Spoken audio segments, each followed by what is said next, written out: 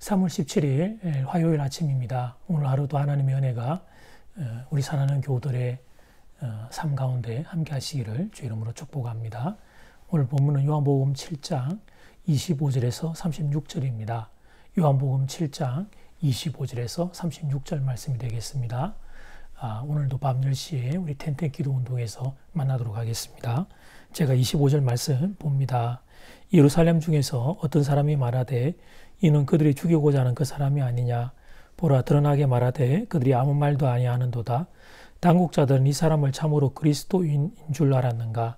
그러나 우리는 이 사람이 어디서 왔는지 아노라. 그리스도께서 오실 때에는 어디서 오시는지 아는 자가 없으리라 하는지라.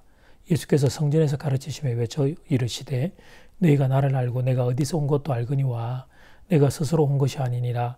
나를 보내신 이는 참되시니 너희는 그를 알지 못하나 나는 아노니 이는 내가 그에게서 났고 그가 나를 보내셨음이라 하시니 그들이 예수를 잡고자 하나 손을 대는 자가 없으니 이는 그의 때가 아직 이르지 아니하였음이라. 무리 중에 많은 사람이 예수를 믿고 말하되 그리스도께서 오실지라도 그 행하실 표적이 이 사람이 행한 것보다 더 많으랴 하니 예수에 대하여 무리가 수군거리는 것이 바리새인들에게 들린지라. 대제사장들과 바리새인들이 그를 잡으려고 아랫 사람들을 보내니 예수께서 이르시되 내가 너희와 함께 조금 더 있다가 나를 보내신 내게로 돌아가겠노라. 너희가 나를 찾아도 만나지 못할 터이요 나 있는 곳에 오지도 못하리라 하시니 이에 유대인들이 서로 묻되 이 사람이 어디로 가기에 우리가 그를 만나지 못하리요. 헬라인 중에 흩어져 사는 자들에게로 가서 헬라인을 가르칠 터인가. 나를 찾아도 만나지 못할 터이요 나 있는 곳에 오지도 못하리라 한 이 말이 무슨 말이냐 하니라. 아멘. 말씀의 제목은 예수님과 유대인들의 두 번째 충돌. 예수님과 유대인들의 두 번째 충돌. 예수님의 말씀에 대하여 예루살렘 도성 내의 유대인들은 다양한 반응이 일어납니다. 먼저 첫 번째 반응은 예수님이 행하시는 기적을 보고 설사 다른 메시아가 온다고 하더라도 지금 이 예수님보다 더 나은 기적을 일으킬 수 있겠는가, 그렇게 주님을 인정하는 일이 있었습니다. 그런가 하면 또 두 번째로 예수님은 이 나사렛의 목수 출신인 것을 우리가 다 아는데 이런 사람이 어떻게 메시아가 될 수 있겠는가, 그렇게 부정적인 사람들도 있었습니다. 첫 번째, 예수님을 이해하지 못하는 사람들, 예수님을 이해하지 못하는 사람들. 추막절에 예수님이 예루살렘에 올라와 전하는 말씀에 대해서는 사람들이 대체로 동의를 했습니다. 그런데 그들 중에 예수님을 인정하지 않는 이들은 예수님의 출신을 이유로 반대를 합니다. 27절 말씀. 그러나 우리는 이 사람이 어디서 왔는지 아노라. 그리스도께서 오실 때에는 어디서 오시는지 아는 자가 없으리라 하는지라. 구약 성경에 예언되어 있는 메시아, 즉 그리스도는 하나님이 보내실 분이지요. 그래서 유대인들의 생각에 그리스도란 뭔가 특별한 방식으로 찾아올 것이라 생각했습니다. 그것이 구체적으로 무엇인지는 몰라도 세상이 정말 깜짝 놀랄 정도로 짠하면서 등장할 것이라고 생각했습니다. 강력하고 또 강력하고 화려한 모습으로 등장할 것이라 생각했습니다. 이스라엘 민족을 회복시킬 그리스도 메시아이니 당연히 그런 모습일 것이라 생각했습니다. 그런데 예수를 가만히 살펴보니 시골 마을 나사렛의 목수 출신인 것입니다. 정체가 분명해도 너무 분명한 거예요.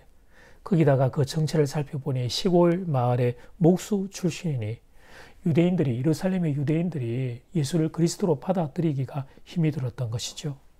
사람을 외모로 판단하면 안 되지만 사실 우리도 외모로 판단하는 경향성이 많이 있습니다. 피부의 색을 따라서 우리가 백인과 또 흑인을 대하는 태도가, 여러분 사실 우리도 조금씩 다르니까요. 사람들은 다 그런 선입관이라고 하는 한계들을 다 가지고 있습니다. 주님 안에 사랑하는 여러분, 우리가 상상하기는 어렵지만 당시 유대인들의 입장에 한번 되어 봅시다. 시골 마을의 나사렛의 목수의 아들을 메시아와 그리스도로 받아들일 수 있겠습니까? 그때 여러분, 우리가 유대인이 되어서 예루살렘에 거주했다면 여러분 그 예수를 그 그리스도로 여러분 인간적인 어떤 판단 기준으로 받아들일 수 있겠습니까? 그렇습니다. 쉬운 일이 아니었습니다. 시골 마을의 목수 출신의 예수를 그리스도로 인정한다는 것은 사실 쉬운 일이 아니었어요. 사람들이 가지고 있는 여러분의 그 인식의 체계와 판단의 또 어떤 체계와 선입관이라고 하는 건 이렇게 한계가 여러분 있을 수밖에 없지요. 그런데 그런 유대인들과 똑같은 유대인들 중에 그런 와중에 예수님에 대해 문이 열린 이들이 있었습니다. 31절 말씀. 무리 중에 많은 사람이 예수를 믿고 말하되 그리스도께서 오실지라도 그 행하실 표적이 이 사람이 행한 것보다 더 많으랴 하니, 만약 지금 우리 눈앞에 예수가 그리스도가 아니어서 다른 누군가 그리스도가 온다고 할지라도 그가 지금 예수가 행하는 기적보다 더 많이 행할 수 있겠느냐? 그렇게 말합니다. 그렇다면 사랑하는 교회 여러분, 그때 유대인들 중에서 예수님을 믿었던 이 사람들은 어떻게 그럴 수 있었을까요? 다른 유대인들은 예수님이 나사렛 출신의 목수 출신이라는 사실 때문에 믿지 못했는데 이 사람들은 어떻게 예수님을 믿을 수 있었을까요? 여러분, 그 사람들은 혹시나 태생이 좀 다른 사람들입니까? 아주 믿음이 좋은 사람으로 그렇게 이 사람들은 그렇게 따로 뼈어져 있었기 때문에 예수님을 그렇게 믿었다, 이렇게 우리가 결론을 내리게 될까요? 그렇게 쉽게 결론을 내리면 안 됩니다. 흑백의 논리로 간단하게 생각하면 안 돼요. 예수님을 믿었던 유대인 그들도 예수님의 출신에 대해서는 고민이 있었을 것입니다. 그런데 그들이 예수님을 믿었던 것은 그 마음이 어린아이 같은 마음이었기 때문입니다. 주위에서 이런저런 부정적인 이야기들이 들려옵니다. 예수라는 사람이 기적은 일으키지만 알고 보니까 나사렛의 목수 출신이 나네. 아버지가 목수고 동생들도 살펴보니 다 거기라고 하는데, 그런데 그런 사람이 무슨 그리스도가 될 수 있다는 말인가, 이런 부정적인 이야기가 들려옵니다. 그런데 이 사람들은 이 부정적인 이야기에 마음을 뺏기지 않습니다. 대신 예수님이 들려주신 설교를 기억합니다. 대신 예수님이 베풀어 주신 기적을 기억합니다. 그리고 그들이 듣고 보았던 사실을 붙잡고 주위에서 들려오는 사람들의 수군거림을 이겨냅니다. 그래서 예수님을 믿지 못했던 많은 유대인들 사이에서 그들은 예수님을 믿음으로 붙잡을 수 있었습니다. 주님 안에 사랑하는 여러분, 지금 이 시대에도 예수님을 믿지 않는 많은 사람들이 있습니다. 그리고 그들을 통해 들려오는 많은 비난이 있습니다. 예수님과 교회에 대한 비난입니다. 어떤 것은 맞는 말이고 어떤 것은 틀린 말입니다. 그러나 어쨌든 예수님과 교회를 향한 부정적인 말이 많은 세상입니다. 예수 믿기가 정말 어려운 시대, 그것이 2020년의 대한민국입니다. 물론 교회가 더 많이 노력해야 하는 부분이 있습니다. 세상의 손가락질을 받지 않도록 더 지혜롭게 행동해야 하는 부분이 있습니다. 세상의 빛과 소금이 될 수 있도록 우리가 더 많이 노력해야 합니다. 그러나 사랑하는 교회 여러분, 교회가 좋아져도 세상은 교회를 비난할 것입니다. 영적인 갈등과 영적인 전투는 사라지지 않을 것입니다. 사라지지 않을 정도가 아니라 세월이 가면 갈수록 영적인 갈등은 더욱 심해질 것입니다. 그래서 우리의 자녀들을 생각하면, 우리의 다음 세대를 생각하면 참 마음이 많이 아프고 기도가 나와요. 앞으로 이들이 살아갈 세상이 만만치 않기 때문입니다. 신앙을 지키며 사는 게 쉽지 않을 것입니다. 문화적인 핍박과 세계관으로 포장된 수많은 비난이 거대한 파도처럼 밀려 들어올 것입니다. 지금보다 교회에 대한 비난은 더 심해질 거예요. 그런데 그런 속에서 신앙을 지키며 살아내어야 합니다. 주님 안에 사랑하는 여러분, 부정적인 이야기에 마음이 흔들리지 않고 예수님과 붙잡고 걸어갈 수 있는 믿음의 사람들 되기를 부탁합니다. 이런저런 소리가 들려올 때에 여러분은 시선을 주님께 고정시키고 주님 손 붙잡고 흔들리지 않는 분들 되기를 바랍니다. 그런 은혜가 여러분 모두에게 임하기를 주님의 이름으로 축복합니다. 두 번째, 하나님의 때를 따르는 예수님. 하나님의 때를 따르는 예수님. 예수님이 하나님과의 관계를 자꾸 언급하자 유대인들은 심기가 불편해졌습니다. 예수님 자신이 하나님에게서 왔다, 하나님의 아들이다, 이 말들이 듣기가 싫었던 거죠. 유대인들의 신앙의 기초가 되는 그 하나님에 대한 신성모독에 해당하는 말로 그들은 이해를 한 겁니다. 그래서 그들이 예수님을 죽이고자 마음을 먹습니다. 25절 말씀, 예루살렘 중에서 어떤 사람이 말하되 이는 그들이 죽이고자 하는 그 사람이 아니냐.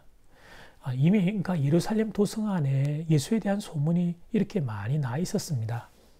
유대인들 중에 예수님을 죽이자고 하는 무리가 있었는데 그런 사람들이 있다고 하는 사실까지 예루살렘의 소문이 났을 정도입니다. 그리고 예수님의 죄명도, 그래서 왜 예수를 죽이려고 하느냐, 그래서 알려진 예수의 죄명도 사실은 당시 시대에는 치명적인 것이었어요. 신성모독이라는 거예요. 하나님의 이름을 욕되게 한다는 것입니다. 유대인들이 가장 민감하게 여기는 죄명이었습니다. 그래서 당시의 분위기는 우리 예수님에게 많이 불리했습니다. 언제 잡혀서 죽을지 모르는 형국이었습니다. 그런데 오늘 본문 30절은 이런 말씀으로 우리의 시선을 바꾸기를 요청을 하는데요. 그들이 예수를 잡고자 하나 손을 드는 자가 없으니 이는 그의 때가 아직 이르지 아니하였음이라. 예수를 찾고자 했습니다. 그런데 손을 드는 자가 없었습니다. 이유는 아직 예수님의 때가 이르지 않았기 때문입니다. 물론 이 때란 예수님이 십자가를 지셔야 되는 그 때를 일컫는 것이죠. 그런데 여러분, 여기서 우리가 배워야 할 주제가 있습니다. 그것은 예수님이 힘이 없어서 체포된 것이 아니라는 사실입니다. 하나님이 허락하지 않으시면 그 어떤 힘도, 그 어떤 세력도, 그 어떤 누구도 예수님을 건드릴 수 없습니다. 손댈 수 없습니다.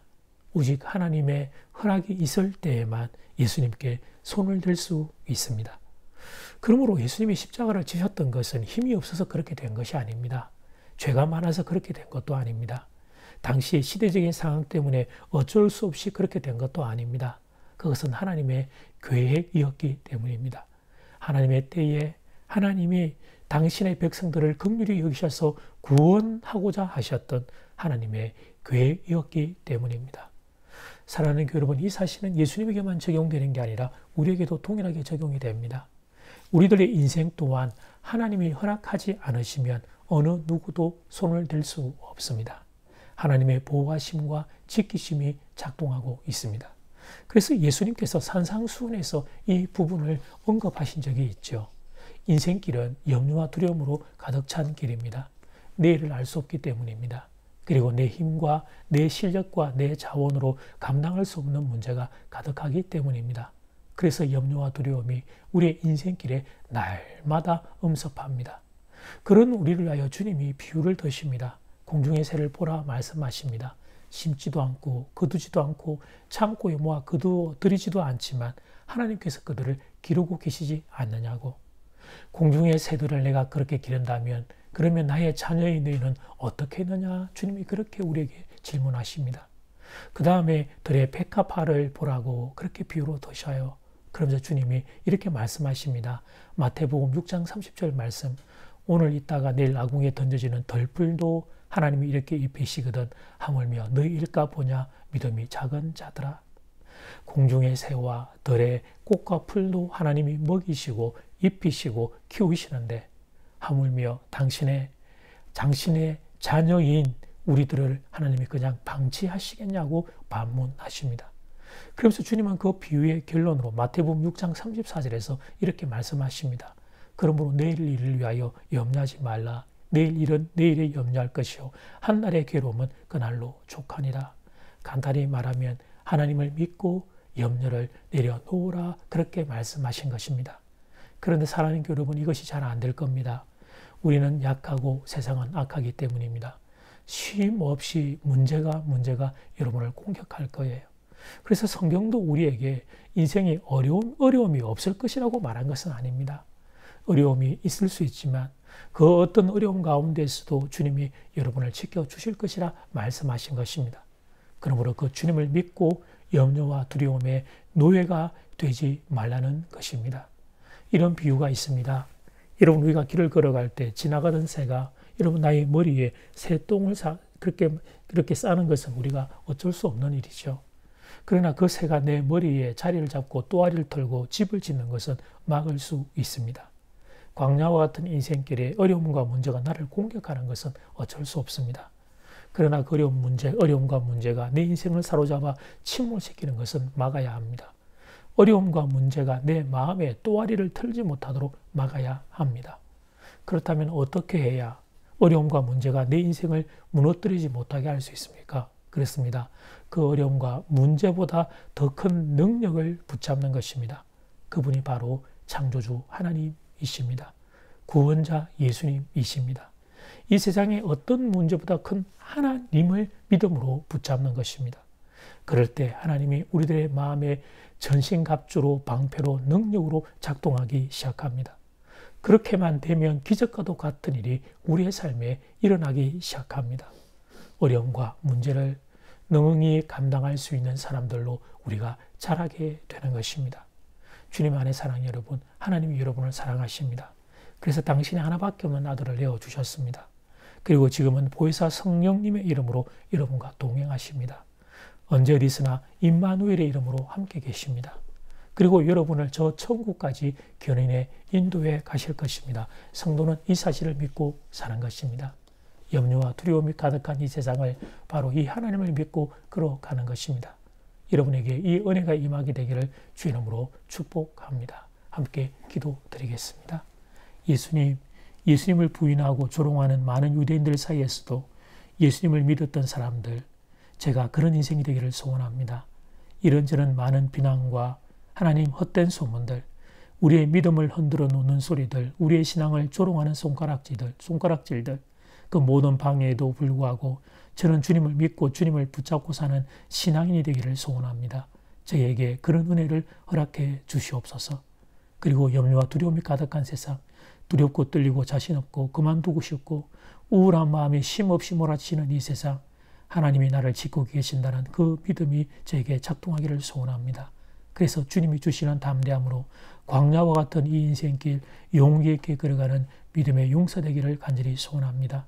주님, 이 나라의 민족을 불쌍히 여기시고 살려 주시옵소서. 회복의 은혜를 이 땅 가운데 허락하여 주시옵소서. 예수님 이름으로 기도드립니다. 아멘. 하늘에 계신 우리 아버지여, 이름이 거룩히 여김을 받으시오며 나라가 임하시오며 뜻이 하늘에서 이루어진 것 같이 땅에서도 이루어지이다.